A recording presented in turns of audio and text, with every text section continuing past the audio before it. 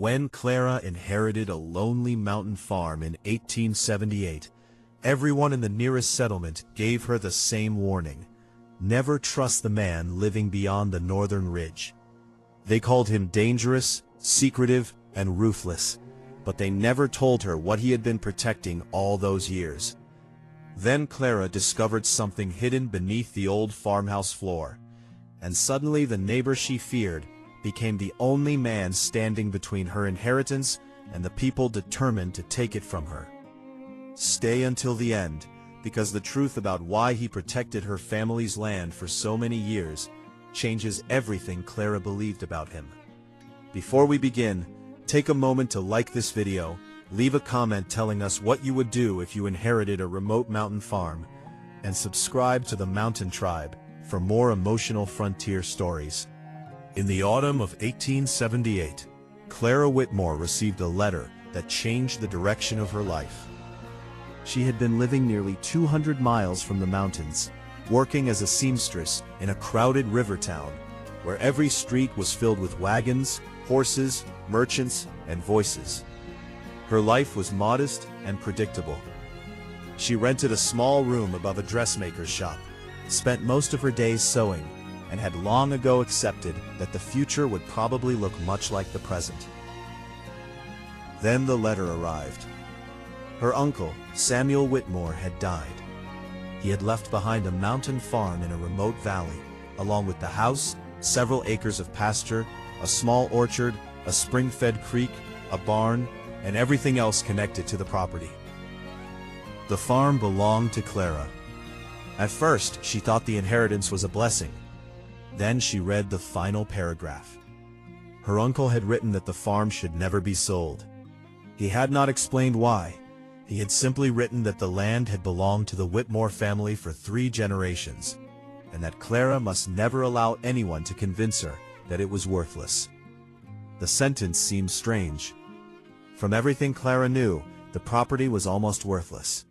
It was isolated, difficult to reach, and surrounded by steep mountains. There was no proper road leading directly to it. The nearest settlement was more than a day's journey away by wagon. Winters were brutal, crops were uncertain, and the land had never produced enough to make anyone wealthy. Still, Clara decided to go. Part of her wanted to understand why her uncle had been so determined to keep the farm. Another part of her simply wanted a new beginning. She arrived in the mountains near the end of October. The journey became harder with every mile. The wagon roads narrowed until they were little more than muddy tracks between pine trees. Snow already covered the highest ridges. The air smelled of wood smoke and frozen earth. By sunset, Clara reached the small settlement nearest to her property.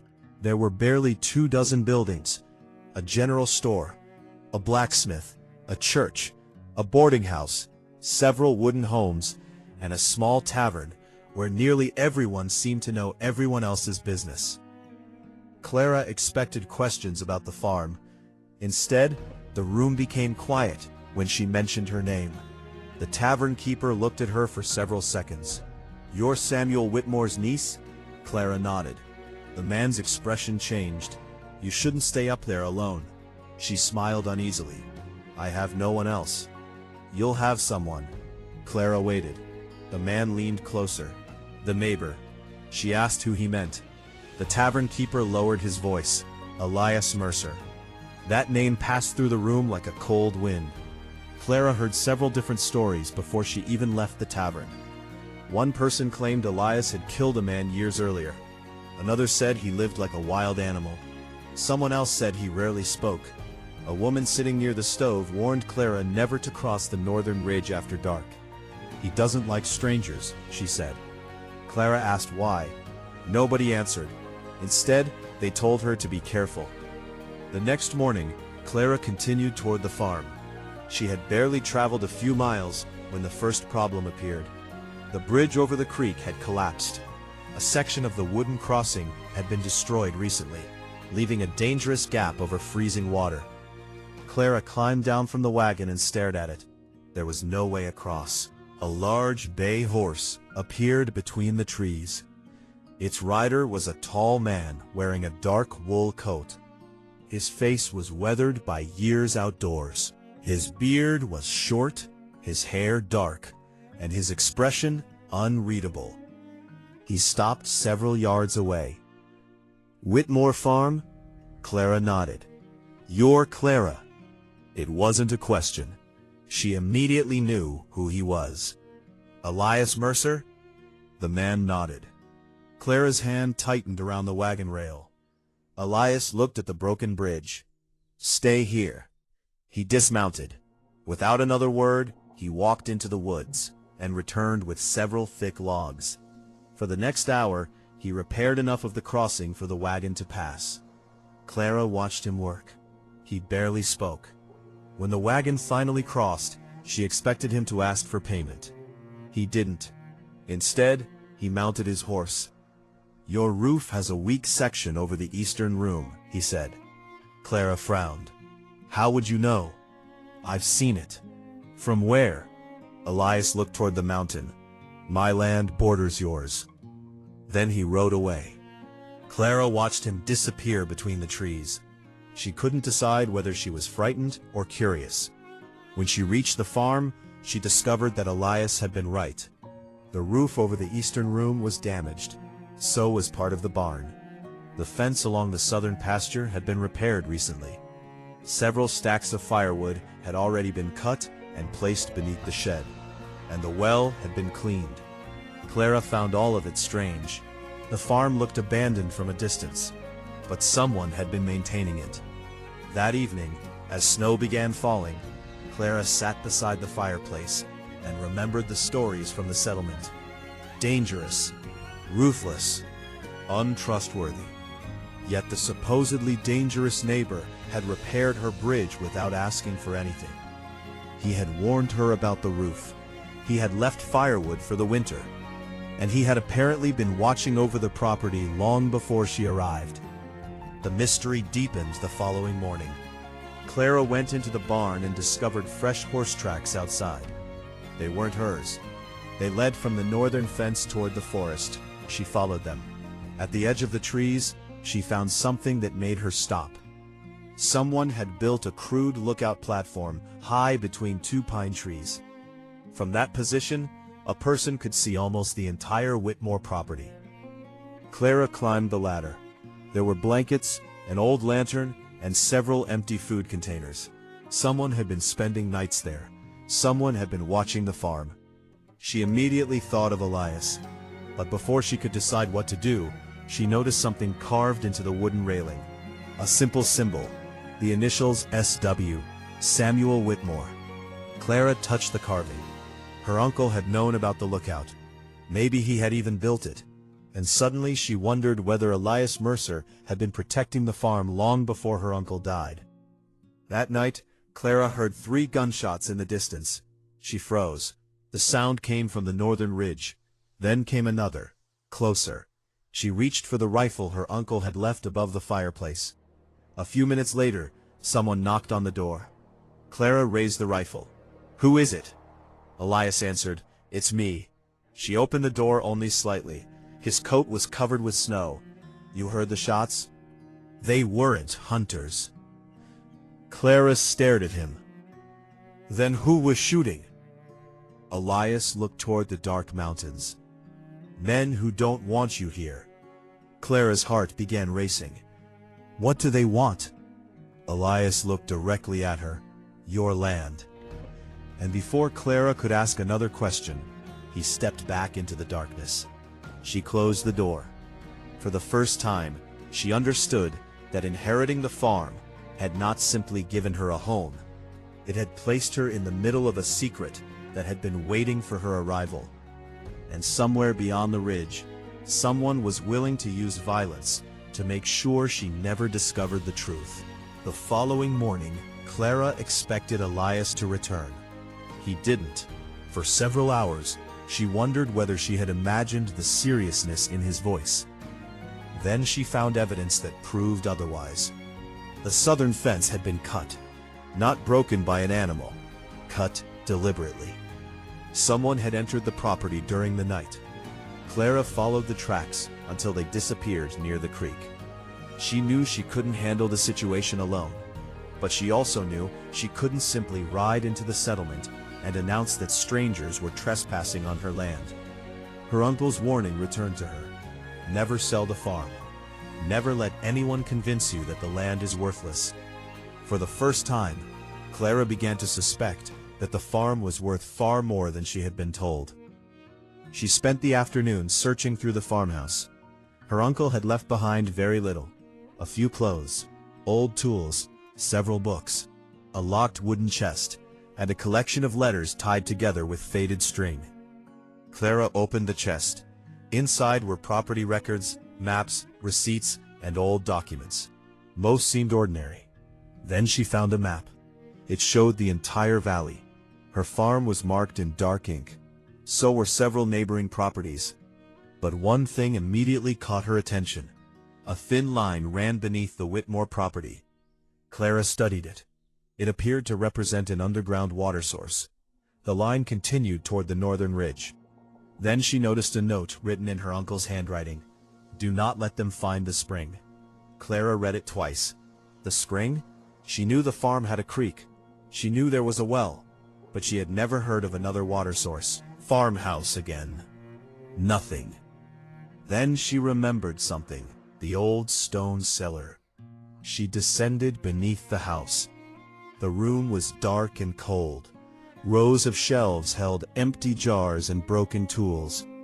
Clara ran her hand along the stone walls. One section sounded different when she tapped it. Hollow. She moved several crates aside. Behind them was a narrow wooden panel. Her uncle had hidden it. Clara pulled it open. A passage descended into darkness. She almost turned back. Then she remembered the warning. Do not let them find the spring. She lit a lantern and entered. The passage was narrow. After several yards, it opened into a natural cavern. And there, beneath the mountain, Clara found clear water flowing through a stone channel. A spring. A powerful underground spring. Beside it was another discovery. An old wooden crate. Inside were survey documents. Clara read the papers carefully. They revealed that the mountain valley contained one of the largest reliable freshwater sources in the region. The water flowed beneath several properties, but the Whitmore farm sat directly over the primary source. If the water rights were legally controlled, the farm would suddenly become extremely valuable. Clara finally understood. Her uncle had not been protecting worthless land. He had been protecting water, and someone else knew about it. Before Clara could leave the cavern, she heard movement above. She extinguished the lantern. Footsteps. Someone was inside the farmhouse. Clara held her breath. A man's voice echoed faintly through the cellar. She'll find it, eventually. Another voice answered, not if we make her sell first. Recognized neither man. They searched the cellar. She remained hidden in darkness. Then the men left. Clara waited until she could no longer hear them. She climbed out through the passage and locked the cellar door behind her. But she was no longer simply afraid. She was angry. Someone had entered her home. Someone knew about the spring, and someone believed they could force her to surrender the farm. That evening, Elias finally appeared. Clara met him outside with the rifle in her hands. You knew. He stopped. Knew what? The spring. Silence. Elias looked toward the farmhouse. Where did you find it? Under the house. His expression changed. Not surprise. Fear. You shouldn't have gone down there. Why? Because now they know you know. Clara lowered the rifle slightly. Who are they? Elias hesitated. Then he finally told her. Years earlier, a group of investors had tried to acquire the valley. They believed the mountains contained valuable timber and water rights.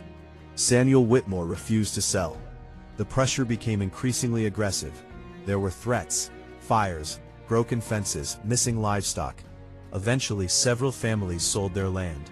Samuel didn't. Neither did Elias. The two men had quietly worked together, to keep the valley from being taken. Clara stared at him. My uncle trusted you? Elias nodded. More than anyone. Then why did everyone in town warn me about you? Elias gave a bitter smile. Because the people trying to buy your land needed someone to blame. He explained that the rumors had been deliberate. They called him violent because he had confronted trespassers. They called him dangerous because he refused to cooperate. They called him a thief because he sometimes took back cattle stolen from neighboring farms. The truth was far less frightening. Elias had spent years protecting the valley. He had watched the Whitmore farm when Samuel became too old to defend it himself. He had repaired fences, cleared snow, driven away trespassers. And when Samuel died, Elias had continued doing the same thing. Clara's voice softened. Why didn't my uncle tell me? Because he didn't want you involved. I'm involved now. Elias looked at her. Yes. For a moment, neither spoke. Snow fell between them. Then Elias said something that Clara would remember for the rest of her life. Your uncle made me promise that if anything happened to him, I would protect this land until you were safe. Clara stared at him. Even if I never came? Yes. Why? Elias looked toward the farmhouse.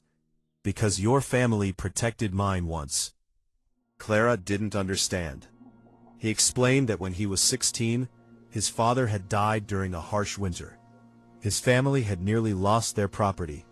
Samuel Whitmore had given them food, livestock, and shelter. He had never asked for repayment. Elias had never forgotten. So when Samuel asked him to watch over the farm years later, Elias agreed. He had protected it because gratitude had become a promise. Clara felt something change inside her. Had been warned about was not the monster the settlement had described. He was the reason her farm had survived. But there was one problem. The men searching the property would not stop. They had discovered that Clara knew about the spring, and now she was no longer simply an heir. She was their obstacle. That night, Elias stayed near the farmhouse. Clara wanted to tell herself she was uncomfortable having him so close. But when she heard footsteps outside after midnight, she was relieved he was there. A struggle erupted in the snow. Clara heard shouting, then silence. When she opened the door, Elias stood alone. One man had escaped. Another had dropped something in the snow. A silver pocket watch. Clara picked it up. Engraved on the back were the initials of a respected businessman from the settlement. The same man who had warned Clara to sell the farm. The same man who had told everyone Elias was dangerous. Now Clara understood. The person she had been warned to fear was not the man outside her door. The real danger had been sitting comfortably in town, waiting for her to become frightened enough to leave. And the battle for the farm had only just begun. Winter arrived early that year. By December, the mountain roads were buried beneath snow. The nearest settlement became almost unreachable. Clara realized she was trapped, but she also realized that the isolation gave her one advantage. Anyone trying to reach the farm would have to cross the same dangerous mountain paths. Elias knew every trail. He knew every ridge. He knew where avalanches could occur, and which valleys became impossible to cross after heavy snow. Together they prepared the farm. They stored grain, cut firewood, repaired the barn, protected the livestock, and reinforced the doors. For the first time in her life, Clara felt that the farmhouse was becoming a home. She and Elias began spending more time together. At first, their conversations were practical: weather, livestock, fences, food. But slowly, the silence between them became comfortable. Clara learned that Elias loved books. She discovered that he had taught himself to read from old newspapers and books Samuel had given him. He learned that Clara could sew nearly anything. She repaired his torn coat one evening beside the fire. He watched her quietly. "You don't have to stare," she said. "I wasn't," he replied. "You were." A faint smile appeared on his face. It was the first time Clara had seen him smile. She smiled too. Their relationship changed slowly. There was no sudden romance. There was trust first, then respect, then something neither wanted to name. But outside the farmhouse, danger was growing. The businessman behind the land scheme was named Henry Caldwell. He owned several businesses in the settlement and had spent years acquiring mountain properties. Him rich. The spring was the key. Caldwell knew that Clara was inexperienced. He believed a young woman alone in the mountains would eventually become frightened. So, he sent letters. He offered money. He sent men to negotiate. Then he threatened her. Clara refused every offer. Elias warned her that Caldwell would escalate. He was right. One morning, Clara discovered that several horses had been poisoned. That evening, the barn caught fire. Elias managed to stop the flames before they reached the farmhouse. But the attack changed everything. Caldwell was no longer trying to frighten Clara. He was trying to destroy her ability to remain. The next day, Elias made a decision. "We leave." Clara stared at him. "You said we would protect the farm. We will." "How?" "By surviving long enough to prove what they're doing." He revealed that Samuel had hidden copies of the original land agreements. Those documents could prove the Whitmore family's legal claim to the water rights. But the papers were not in the farmhouse. Samuel had hidden them somewhere else. Clara remembered the initials carved into the lookout platform. SW. She and Elias searched the old lookout. Behind one of the wooden boards, they found a small metal box. Inside was a letter. It was from Samuel. The letter explained everything. The water rights had been deliberately left unregistered decades earlier because the law surrounding underground springs was unclear. Samuel had spent years gathering evidence. He had also discovered that Caldwell's family had falsified several property records. The evidence could destroy Caldwell's claim. But Samuel had been afraid to confront him while Clara was still living far away. He had hoped Clara would inherit the farm and eventually choose what to do. The letter ended with one final instruction: trust Elias. Clara looked at the words for a long time. Then she looked at the man standing beside her. She finally understood why Samuel had trusted him. Elias wasn't protecting the land because he wanted it. He was protecting it because he had promised a dying friend. That promise had cost him years of peace. It had made him an outsider. It had filled the settlement with rumors about him, and now it had placed his life in danger. Clara asked him why he never left. He answered simply, "Because I gave my word." She asked whether he had ever regretted it. He looked at her, not once. The answer frightened her more than any threat, because she realized that his loyalty was not something he offered only to her family. It was part of who he was. That night, a blizzard struck. The wind became so powerful that the farmhouse shook. Visibility dropped to almost nothing. Then came a knock. 3 men were outside. They claimed to be travelers caught in the storm. Elias immediately knew they were lying. Their horses were fresh. Their clothing was too dry. They had planned the visit. Clara and Elias locked the doors. The men demanded that Clara surrender the property papers. She refused. The men threatened to burn the farmhouse. Elias told Clara to remain inside while he moved toward the back room. But Clara refused to hide. She realized something important. Caldwell's men believed fear would make her surrender. They were wrong. Clara stepped onto the porch. "Rifle. I inherited this land," she said. "You cannot take it from me." One of the men laughed. Then Elias stepped beside her. The storm raged around them. For a moment, Clara understood that the two of them had become something stronger than either had been alone. They had no army, no money, no powerful friends, only the truth and the determination to defend it. The men eventually retreated, but one final threat remained. Caldwell had influence in the settlement.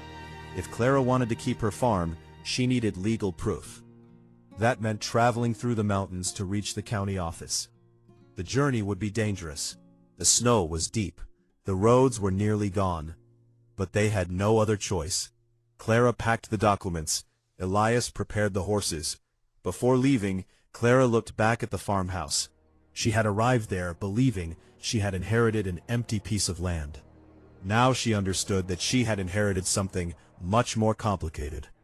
A family promise, a hidden history, and a man who had been protecting her future before he had even met her. The journey began before sunrise. Neither Clara nor Elias knew whether they would make it through the mountains. But they both knew that turning back would mean surrendering everything Samuel had spent his life protecting. And somewhere ahead of them, Caldwell was preparing his final move. The journey to the county office nearly killed them. For 3 days, Clara and Elias traveled through deep snow. They crossed frozen streams, climbed narrow mountain paths, slept beneath rock overhangs when the weather became too dangerous. Twice, they nearly lost the horses. Once, an avalanche blocked their route. Elias found another trail. By the 4th day, Clara was exhausted. She asked him why he was willing to risk everything for her. He didn't answer immediately. Then he said something she hadn't expected. "I was protecting your land before I knew you existed." Clara smiled faintly. "And now?" Elias looked at her. "Now I'm protecting you." She didn't respond, but she understood. When they finally reached the county office, they discovered another problem. Caldwell had already arrived. He had filed a claim, saying Clara was incapable of managing the property because she was a woman living alone in an isolated region. He had offered to purchase the land.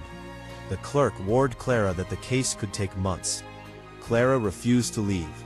She presented Samuel's documents. Then Elias presented the evidence he had collected over the years: witness statements, dates, property records, evidence of trespassing, records of fires, proof that Caldwell's men had threatened previous landowners. The clerk began comparing the documents. Then he found something. Several signatures on Caldwell's property records were identical. Too identical. They had been copied. The documents had been forged. The case changed immediately. Caldwell was no longer simply trying to buy a piece of land. He was facing accusations of fraud. But he still had one advantage: his influence. He had friends in the settlement. He had money, and he was not willing to surrender. Caldwell confronted Clara outside the courthouse. He offered her one final deal: a large sum of money, enough for her to live comfortably for the rest of her life. "All you have to do is walk away." Clara looked at him. Months earlier, she might have considered it, but she had changed. The farm was no longer just an inheritance. It represented her uncle's courage. The valley represented the families who had refused to surrender. And Elias represented the promise that had kept the land safe. Clara refused. Caldwell threatened her. Elias stepped forward, but Clara stopped him. "No." She looked directly at Caldwell. "I don't need him to fight my battles." Then she turned toward Elias. "But I am grateful he stood beside me." Caldwell eventually faced trial. The forged documents were exposed. The threats were documented. Several men admitted they had been paid to intimidate landowners. The Whitmore property remained Clara's. The water rights were officially recognized. But Clara did something unexpected. She refused to sell. Instead, she repaired the farm. She expanded the orchard, restored the barn, and built a small mill near the creek. The valley slowly began changing. Families who had once left returned. The mountain settlement grew. The land that Caldwell had considered an opportunity for profit became a place where people could build lives. But Clara's greatest change was personal. She no longer feared the man beyond the ridge. Elias was no longer a mysterious neighbor. He became her closest friend. Then, slowly, something more. One evening, months after the trial, Clara stood outside the farmhouse, watching the sunset. Elias approached. He had repaired the fence that morning. "You're always fixing something," Clara said. "Someone has to." She smiled. You know you don't have to protect this place anymore. Elias looked at the mountains. I know. Then why do you keep doing it? He turned toward her. Because it's home. Clara looked at the farmhouse, then at the valley, then at him. Is that the only reason? Elias hesitated. No. For once, he looked nervous. Clara waited. I stayed because of a promise, he said. And now? Now I stay because I want to. Clara smiled. She had spent months believing that the greatest thing she inherited was the farm. She had been wrong. The farm had brought her into the mountains. The hidden spring had revealed the truth. Her uncle's letter had shown her whom to trust. But Elias had given her something she never expected to find in that lonely valley. A life. Years later, people in the settlement still told stories about the Whitmore farm. Some remembered the winter attacks. Others remembered the legal battle. Some remembered Caldwell's downfall. But the oldest residents remembered something else. They remembered the quiet man who had spent years watching over a piece of land that did not belong to him. He had repaired fences when no one was watching, driven away trespassers when no one knew, left firewood before winter, watched the farmhouse from their ridge, and protected Clara's inheritance before Clara even knew she had one. The rumors had called him dangerous. The truth was simpler. He had never been dangerous to the people he loved. He had only been dangerous to anyone who tried to take from them. And Clara eventually understood why her uncle had written those final words. Trust Elias, because sometimes the person everyone warns you about is the person who has been quietly protecting you all along. And sometimes an inheritance is not simply land, a house, or a fortune. Sometimes it is a promise made by someone who knows they will not live long enough to keep it themselves. A promise passed from one generation to another. A promise carried through snow, loneliness, hardship, and fear. And sometimes, if you are lucky, that promise leads you not only to a place you can call home, but to the person who was waiting there all along. Years later, Clara would still remember the first day she arrived at the mountain farm. She had stepped out of a wagon, frightened by every warning she had heard. She had expected an empty house, a difficult winter, a lonely life. Instead, she found a hidden spring beneath the floor, a dangerous secret inside the valley, a family promise written in an old letter, and a quiet man beyond the ridge who had protected everything she inherited without ever asking for recognition. She came to the mountains believing she was there to claim her inheritance. In the end, she discovered that the inheritance had been waiting to claim her, and the neighbor everyone told her to fear became the man she trusted most.